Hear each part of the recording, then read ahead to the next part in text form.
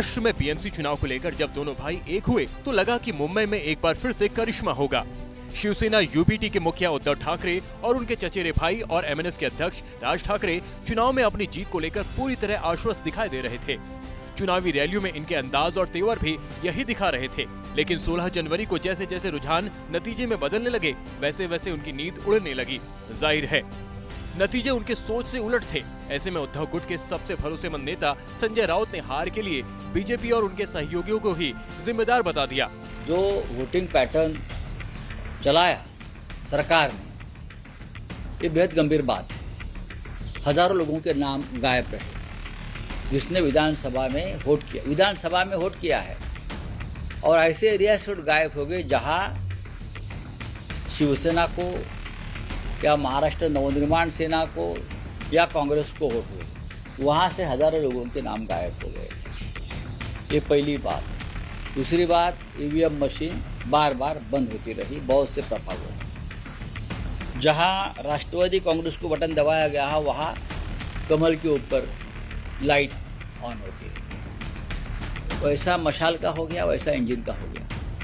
और चुनाव आयोग के जो लोग हैं उस हमारी शिकायत सुनने को तैयार है। बीएमसी नतीजे जिस तरह से बीजेपी और उनके सहयोगियों के पक्ष में गए हैं, उससे मुंबई की राजनीति में बड़ा सवाल उठ खड़ा हुआ है। सवाल ये कि क्या ठाकरे ब्रदर्स को उनकी ही राजनीति ने हरा दिया? क्या यूपी बिहार को गाली देने की रणनीति उल्टी पड़ गई? क्योंकि कहां ठाकरे भाई बीएमसी की 227 सीटों पर बम्पर जीत का दावा कर रहे थे, कहां दोनों मिलकर महाराष्ट्र से बीजेपी और उनके सहयोगियों को उखाड़ फेंकने का दम भर रहे थे। लेकिन जब नतीजे आने शुरू हुए तो दोनों बुरी तरह बिखरते नजर आ रहे हैं। लेकिन ये सब अचानक नहीं हुआ।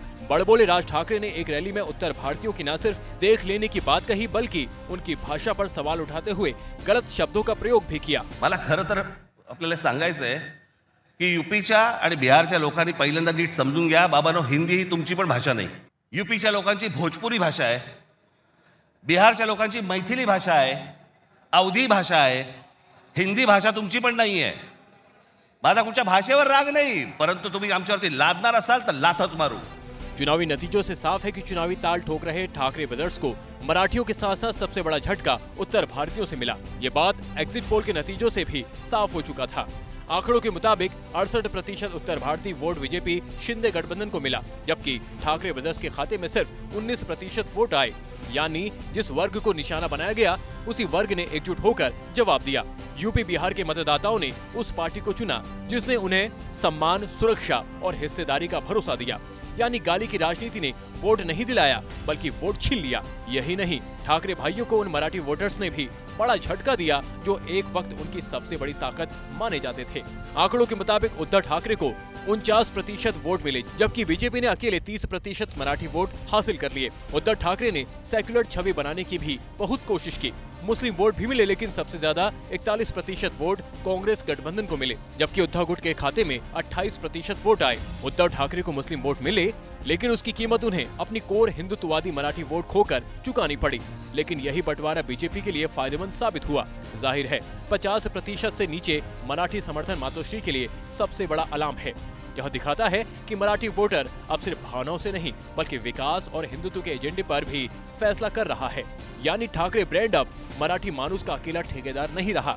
चुनावी नतीजों से साफ है कि मुंबई अब बाल ठाकरे के दौर वाली मुंबई नहीं रही। यहाँ हिसाब किताब नहीं, कई बार भावनाओं से भी वोट मिलता है। यूपी बिहार को निशाना बनाने की रणनीति पूरी तरह उल्टी पड़ गई। आज वही वर्ग किंग मेकर बन गया।